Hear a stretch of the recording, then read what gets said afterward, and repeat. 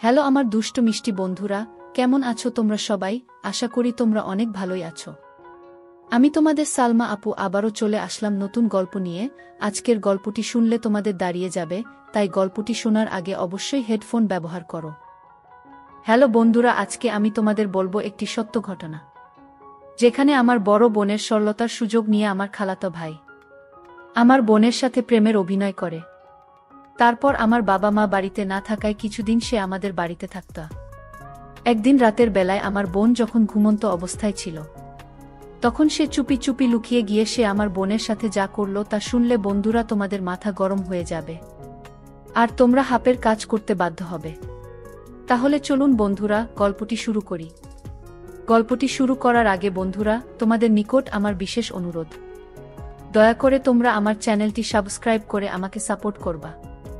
নবম শ্রেণীতে পড়ুয়া আমার বড় বোনকে খালাতো ভাইয়ের সাথে একা বাসায় রেখে 15 দিনের জন্য বাবা মা বেড়াতে যায়। শপিং করতে অনেক জায়গায় ঘোরাঘুরিও করেছিল।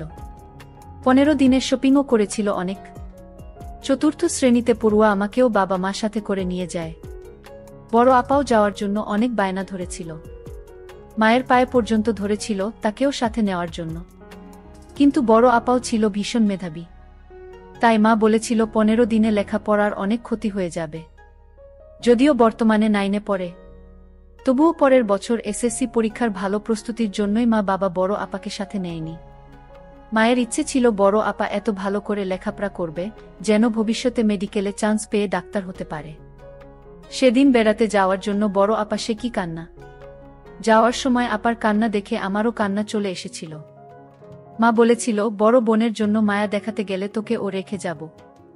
আমার চাকরিজীবী মা একটু বেশিই কঠোর ছিল। বেড়াতে গিয়ে অনেক মজা হয়েছিল। বিশেষ করে বাবা মা অনেক আনন্দ করেছিলেন। কিন্তু কে জানতো এই আনন্দেই তাদের জীবনের সবচেয়ে বড় দুঃখ এনে দেবে। আমিও কিন্তু কম আনন্দ করিনি। এটাও মনে হতো আমি একদিন আমার স্বামীর সাথে ঘুরতে আসব, কিন্তু কখনো কখনো স্বামীর পরিচয় নিয়েও যে মানুষ প্রতারণা করে, এটা আমার জানা ছিল না। আর জানা ছিল না মিছিমিছি স্বামীর অধিকার নিয়ে কেউ সামনে আসতে পারে এটাও।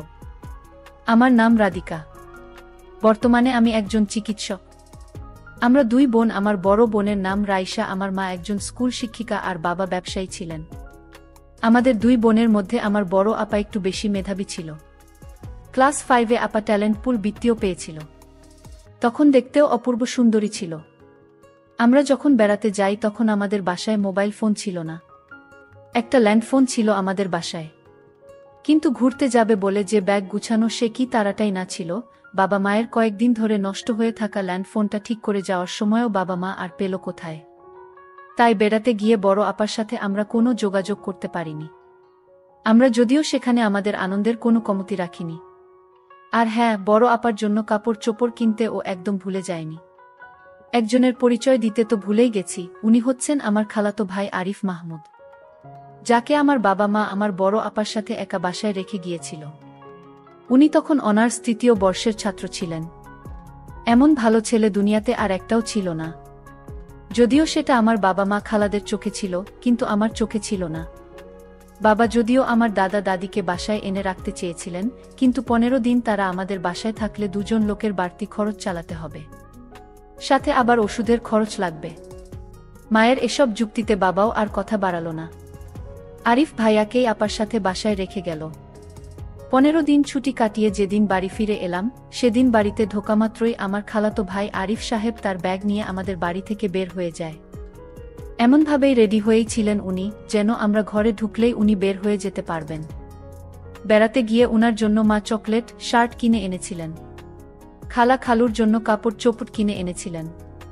সেগুলো ওনাকে মা নিয়ে যেতে বলেছিলেন, কিন্তু ব্যাগ থেকে মায়ের সেগুলো খোলার সময়টুকুও পাননি। ওনার সামনে পরীক্ষা আছে বলে হনহন করে বেরিয়ে গেলেন। সত্যি কয়েক মাস পরে ওনার পরীক্ষাও ছিল। এদিকে অপাকেও খুব রোগা দেখাচ্ছিল। আপার মায়া হরিণীর মতো চোখের নিচে কিছুটা কালিও জমেছিল। আমরা ফিরে আসার পর থেকেই বড় আপা ছিল নিরুত্তাপ, কেমন যেন মনমরা হয়ে থাকত। বাবা মা বারবার মন খারাপের কারণ জিজ্ঞেস করা সত্ত্বেও বড় আপা কিছুই বলতো না। আমরা না থাকাকালীন রান্না করার জন্য বাসায় যে খালা আসতো তাকেও জিজ্ঞেস করা হলো, কিন্তু সেও কিছু বলতে পারল না। কিন্তু আপার চেহারা দেখে মনে হতো অনেক ঝড়ঝাপটা বয়ে গিয়েছে আপার উপর দিয়ে। যাই হোক, বেড়াতে গিয়ে আনা ড্রেস, কসমেটিক্স, চকোলেট সহ অন্যান্য উপহারের প্রতি কোনো আগ্রহ ছিল না বড় আপার। ঘটনা ঘটল 2 মাস পর। হঠাৎ করেই বড় আপা দিনে 2-1 বার বমি করত। তখন বড় আপাকে ডাক্তার দেখানো হলো। ডাক্তার টেস্ট করার পর জানা গেল বড় আপার নাকি বাচ্চা হবে। বাবা মায়ের মাথায় যেন আকাশ ভেঙে পড়ল। মা বাবা আপাকে ঘটনা জিজ্ঞেস করতে করতে মুখে ফেনা তুলে ফেলেছে। বড় আপা কিছুই বলছে না, শুধু কান্নাই করছে। ওইদিকে বাচ্চাটাও বা নষ্ট করছে না। মায়ের চিন্তা হচ্ছে, যার বাচ্চা তার সাথে আপাকে বিয়ে দিয়ে দেবে। বড় আপাকে যখনই ঘটনা জিজ্ঞেস করা হয় সে তখনই প্রচণ্ড ভয়ে কান্না শুরু করে দেয়। বড় আপার কখনো বিয়ে, বাচ্চা হওয়া এই বিষয়গুলো সম্পর্কে পরিষ্কার কোনো ধারণা ছিল না। এবার বাবা চেষ্টা করল বড় আপার কাছ থেকে ঘটনা জানতে। বাবা কিছুটা নরম হয়ে আবার ঘটনা জানতে চাইলে বড় আপা চিৎকার দিয়ে বলে উঠল, আমাকে না জানিয়ে তোমরা আমার বিয়ে দিয়েছিলে কেন?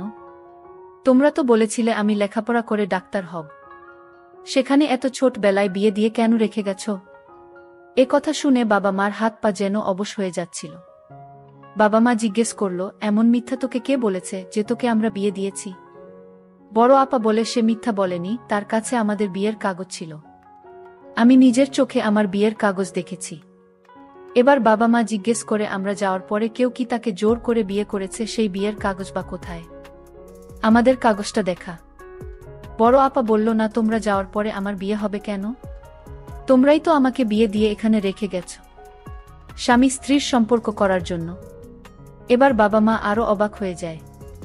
বাবা মা জানতে চাইল, তোর বিয়ের কাগজ কোথায়? স্বামী পরিচয় নিয়ে এসে তোর সর্বনাশ কে করে গেছে? এবার আপা বলল, বিয়ের কাগজ তো আমার হাউসব্যান্ড নিয়ে গেছে, আর সর্বনাশ কেন বলছো? এটা তো বৈধ। তখন মা জিজ্ঞেস করল, এসব ঘটনা কখন হয়েছে? আরিফ তখন কোথায় ছিল? আরিফকে কিছু জানাস না কেন? তখন এসব ঘটনার কথা বড় আপা চিৎকার দিয়ে বলে ওঠে, আরিফ ভাইকে জানাবো মানে? মা কিছু না বুঝলেও বাবা ঘটনাটা কিছুটা ধরতে পেরেছে। বাবা জিজ্ঞেস করল, সে হাতি তোর সাথে কিছু করেছে? হ্যাঁ, তোমরাই তো আরিফ ভাইয়ের সাথে আমাকে বিয়ে দিয়ে রেখে গেছ, স্বামী স্ত্রীর সম্পর্ক করার জন্য। বাবা মা জিজ্ঞেস করল, এসব মিথ্যা কথা তোকে আরিফ বলেছে? আপা উত্তর দেয়, মিথ্যে কথা কেন হবে? আরিফ ভাইয়া আমাকে বিয়ের কাগজ দেখিয়েছে, আর আরিফ ভাইয়া এসব কথা তোমাদেরকে জানাতে নিষেধ করেছে। তাহলে নাকি উনি আত্মহত্যা করবেন? তাই আমি প্রথমে তোমাদেরকে কিছুই বলিনি। মা এবার কান্না করতে শুরু করল।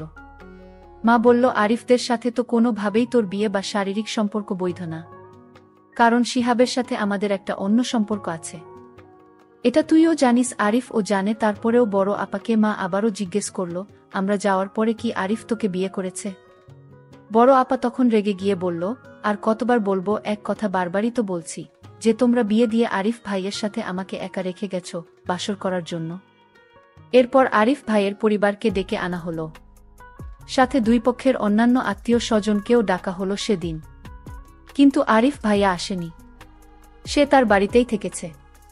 খালা খালু তাকে ফোন করে জিজ্ঞেস করার পরে সে সব ঘটনা পুরো অস্বীকার করেছে। শুধু অস্বীকারই না, সে বলেছে কার সাথে এই সর্বনাশ করে এসেছে। এখন তাকে দোষ দেওয়া হয়। বিয়ের কাগজের কথা বললে সে বাবা মাকে বলেছে, তাহলে আপনার মেয়েকেই বলুন বিয়ের কাগজ দেখাতে। বড় আপার কাছে তো আরিফ ভাই কোনো কাগজ রেখে যায়নি। আপা কাগজ কোথা থেকে দেখাবে? তাছাড়া ধর্মীয় ও সামাজিকভাবে আরিফ ভাইয়ের সাথে বড় আপার বিয়ে বা শারীরিক সম্পর্ক কোনোভাবেই বৈধ না। এটা আরিফ ভাই জানত। আরিফ ভাইয়ের মতন প্রাপ্তবয়স্ক একজন ছেলের পক্ষে এই বিধান ভঙ্গ করার কথা নয়। সবাই আরিফ ভাইয়ের কথা সেদিন বিশ্বাস করেছিল এবং বড় আপাকে পুরোপুরি নষ্ট মেয়ে সাব্যস্ত করা হলো। এরপর বড় আপার বাচ্চাটা নষ্ট করে ফেলা হলো। আত্মীয় স্বজন, পাড়া প্রতিবেশী সবাই ততদিনে এই ঘটনা জেনে গেছে। সবাই আমাদের সাথে দূরত্ব তৈরি করে নিল। বড় আপার কোনো বান্ধবী আর বড় আপার সাথে মিশত না। আর পুরুষের কথা কি বলব, অনেক পুরুষ মানুষই বড় আপাকে দেখলে মনে হয় যেন একটা পতিতা দেখত। ওদিকে যেসব ছেলে বড় আপার সাথে বন্ধুত্ব করতে চাইত তাদের একটাই উদ্দেশ্য ছিল হয়রানি করা। বড় আপা কখনোই আর কারো ফাঁদে পা দেয়নি। বড় আপা না পেয়েছিল আত্মীয় স্বজনদের কাছ থেকে একটু শান্তি, আর না পেয়েছিল বন্ধুবান্ধব প্রতিবেশীদের কাছ থেকে একটু স্বস্তি। স্কুলেও ছিল একই অবস্থা, যেখানেই যেত কোনো না কোনো পুরুষ অসৎ উদ্দেশ্য নিয়ে লাগাতে চাইত। আত্মীয় স্বজনের কোনো খুশির প্রোগ্রাম, স্কুলের কোনো প্রোগ্রামে বড় আপাকে সবাই ঘৃণার চোখে দেখত। বড় আপাও খুশির প্রোগ্রামগুলো যথাসম্ভব এড়িয়ে চলত। আপার জীবন থেকে যেন সব খুশি বিদায় নিয়েছিল।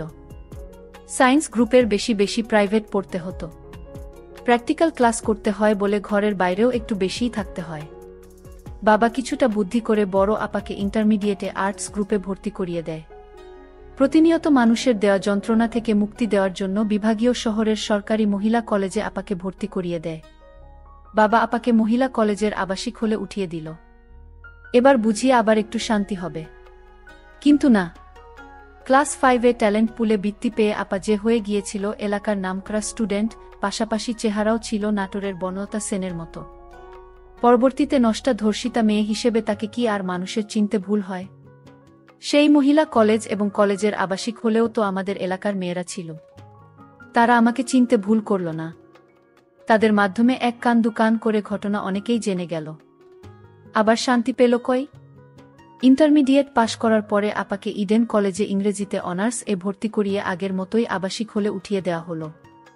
এবার তো আমাদের বিভাগ থেকে অনেক দূরের শহরে পাঠিয়ে দেওয়া হলো। কলেজে ক্লাস করে একরকম ভালোই চলছিল, আবার কিন্তু কথায় আছে না, অভাগা যেদিকে যায় সাগর শুকিয়ে যায়। অনার্স ফার্স্ট ইয়ারটা ভালো গেলেও সেকেন্ড ইয়ারের শুরুতেই আমাদের এলাকার মেয়েরা আমাকে আবিষ্কার করে ফেলে। এবং কেউ কেউ আবাসিক হলের মেয়েদের কেউ বড় আপার ধর্ষিতা হওয়ার ঘটনাটা জানিয়ে দেয়। সেই ঘটনা হাঁটি হাঁটি পা পা করে ইংরেজি ডিপার্টমেন্টের সেকেন্ড ইয়ারের কোনো মেয়ের কানেও চলে যায়। আবারও সেই যন্ত্রণায় আপার সঙ্গী হয়ে রইল। এরপরে জেলা শহরের ঠিকানা দিয়ে বড় আপার প্রাইমারি নিয়োগ পরীক্ষায় অংশগ্রহণ করে। বড় আপার চাকরিও হয়। বড় আপা কোথায় চাকরি করে সেটা এলাকার কাউকে জানানো হয় না। উপজেলা থেকে আমাদের জেলা শহরের দূরত্ব 22 কিলোমিটার হলে হবে কি, বড় আপার অতীত জীবন তার স্কুলে যেতে 22 মাসও সময় নিল না। সেই ভয়ঙ্কর অতীত কিভাবে যেন স্কুলে গিয়েও হাজির হলো। বিষাক্ত ঘটনার দুঃসহ অতীত যে কিছুতেই আপাকে মুক্ত করল না। আরিফ সাহেবের কথা বলতে তো ভুলেই যাচ্ছি আমরা। চলে যাওয়ার দিন বন্ধুর ফোন ফ্যাক্সের দোকান থেকে টাইপ করে একটা মিথ্যা ম্যারেজ পেপার তৈরি করে এনে বড় আপাকে দেখিয়েছিল। আরিফ ম্যারেজ সার্টিফিকেট লিখে দুজনের নাম পরিচয় দেওয়া সাধারণ একটা কাগজ ছিল। সেটা নবম শ্রেণীতে পড়ুয়া আমার আপা সেদিন এর আগে কখনোই ম্যারেজ পেপার দেখেনি। ম্যারেজ পেপারটা যে ভুল ছিল সেটা আপা না বুঝলেও এটা কিন্তু আপা ঠিকই বুঝেছিল যে শিহাবের সাথে আপার কোনো বৈধ সম্পর্ক কোনোভাবেই হওয়ার নয়। কিন্তু সেদিন আরিফ যে সব বিধিবিধান নিয়ে আপাকে মিথ্যা ব্যাখ্যা দিয়েছিল একা বাসায় দিনের পর দিন, আপাও ছিল নিরুপায়। উল্টে ভয় দেখিয়েছিল আরিফ। শিহাবের জীবনেও অনেক বড় একটা ঘটনা ঘটে গেছে ইতিমধ্যে। সেদিন আরিফ ঘটনা অস্বীকার করার পরেও আমার বাবা মা মামলা করতে চেয়েছিল, কিন্তু বাধা হয়ে এসেছিল শিহাবের মা বাবা। তারা আমার বাবা মাকে রীতিমতো ভয় দেখিয়ে মামলা থেকে বিরত রেখেছিল।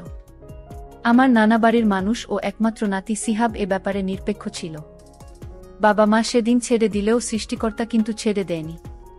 ঠিক 2 বছর পরে আরিফ প্রেম করে ফুফাতো বোনকে বিয়ে করে। বিয়ের 7 মাস পরে স্ত্রী বাচ্চা হবে এমতাবস্থায় অনার্স প্রথম বর্ষের পড়ুয়া চাচাতো বোনকে আরিফ নষ্ট করে। এবার চাচা ফুফু দুজনেই শিহাবের বিরুদ্ধে চলে যায়। তাদের করা ধর্ষণের মামলায় শিহাবের জেল হয়। অথচ এরাই একদিন আরিফকে নির্দোষ দাবি করে বড় আপাকে নষ্টা উপাধি দিয়ে নাক সিটকে চলে গিয়েছিল। আমার একটা প্রশ্ন আছে, এখানে মানুষ কেন ধর্ষকের পক্ষ নিয়ে বলুন তো? নিজের মা বোন মেয়েকে ধর্ষিতা বানানোর জন্য? সবার বিচার হলেও বড় আপাকে কিন্তু ধর্ষিতা উপাধি নিয়েই সমাজে বাস করতে হয়েছিল। বাবা মা ও কেন জানি না বড় আপাকে একদমই সহ্য করতে পারত না। লেখাপড়া করেছে ঠিকই, কিন্তু কারণে অকারণে কষ্ট দিয়ে কথা বলতো। আর বাবা তো সবসময় ওই ঘটনার জন্য মাকে দায়ী করত। এরপর বাবা মায়ের মধ্যে নিত্য ঝগড়া বিবাদ লেগে থাকত। মোট কথা আমাদের পুরো পরিবারটাই বিষাক্ত হয়ে গিয়েছিল এর মধ্যে। আমাকে সবচেয়ে বেশি কষ্ট দিয়েছিল একটি ঘটনা, সেটা হচ্ছে আমার বিয়েতে বড় আপাকে আসতে দেওয়া হয়নি। যদিও বিয়ের আগে আমি আমার চিকিৎসক হবু স্বামীকে বড় আপার ঘটনা জানিয়েছিলাম। ও বলেছিল বিয়ের আগে এসব ঘটনা আমার ফ্যামিলিকে না জানানোই ভালো, কারণ সবার মানসিকতা তো একরকম নাও হতে পারে। বাবা তারপরেও ওর বাবা মাকে জানাতে চেয়েছিল, কিন্তু বাধা দিয়েছিল, কারণ ঘটনাটা তো আমার সাথে ঘটেনি। বাধা দিলেই বা কি যে সামান্য কিছু আত্মীয় স্বজন প্রতিবেশী এসেছিল বিয়েতে, তাদের মধ্যে কারা যেন বিয়ের দিনই বড় আপার ব্যাপারে ঘটনা বরযাত্রীকে জানিয়ে দেয়। সেদিন আমার হাউসব্যান্ডের দিতার জন্য বিয়েটা আমার হয়েছিল। যদিও শ্বশুরবাড়ির লোকজন এই ইস্যুতে আমাকে কম কথা শোনায়নি। বড় আপার মনে হয় ততদিনে ধৈর্যের বাঁধ ভেঙে গিয়েছিল। হঠাৎ করেই একদিন শুনলাম বড় আপা দেশে থাকতে চাইছেন না, শেষ পর্যন্ত তাই হলো। বাবা মাকে রাজি করিয়েই ছাড়ল, বড় আপা কানাডা চলে যায়। এরপর কানাডাতেই আপা বিয়ে করে থেকে গেছেন।